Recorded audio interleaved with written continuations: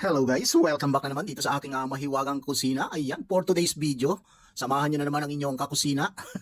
Eto, meron tayo dito ulo ng lapu-lapu. Ayan, dalawang lapu-lapu kasi yung binili ko na dalawang buo. Tapos yung pinagawa kong fish fillet, yung kanyang laman. Tapos itong kanyang ulo is pinaseparate ko, pati yung kanyang panga. Ayan, yung kanyang panga. At saka yung kanyang mga bones. At meron tayong rito, gagawing luto. So kayo mga kakusina, ano ba yung inyong request para dito? Ano ba ang masarap na luto para dito sa ulo ng lapu-lapu? Pa-comments na lang below para doon tayo kukuha ng mga ideas sa inyong mga comments, mga kakusina. Abangan kung ano ang kalalabasan nito. Sino ba yung mas maraming comments, siya yung mananalo. Nanalo. Siya yung kasalo natin sa ating kainan.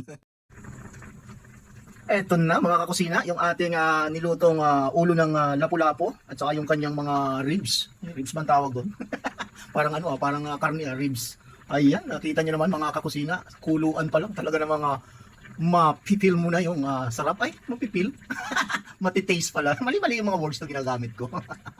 Kuluan pa lang, matitaste mo na ang sarap. Yung amoy pa lang ng kanyang usok, talaga ng mga so yummy. Yan po ang nanalo sa ating comment section. Ang nanalo po ay yung chef, yung cooker. Siya ang nasunod kung anong iluluto natin. Ang gagawin nating luto para dito sa ulo ng lapu-lapu. Ito na mga kakusina, yung final result ng ating nilutong sinigang na ulo ng lapu-lapu. Wow, so yummy. Yan po mga nasa ibabaw na yan, hindi po yan sitaw. Pagkamalang sitaw, wala po kasi akong gulay, ibang gulay. So nilagyan ko lang ng asparagus at saka yung celery, tapos yung bell pepper. Yan lang po yung ating inihalo dyan. Tapos dinagdagan pa natin ng masarap na sawsawang soya sauce. Ayan, simple lang po yung sawsawan natin. Soya sauce at saka lemon at saka sili. Ayun. Tapos yan, meron din tayo ditong kanin sa kabilang side natin. Kunti lang po yung kanin natin dahil undayi tayo. Mga mamaya.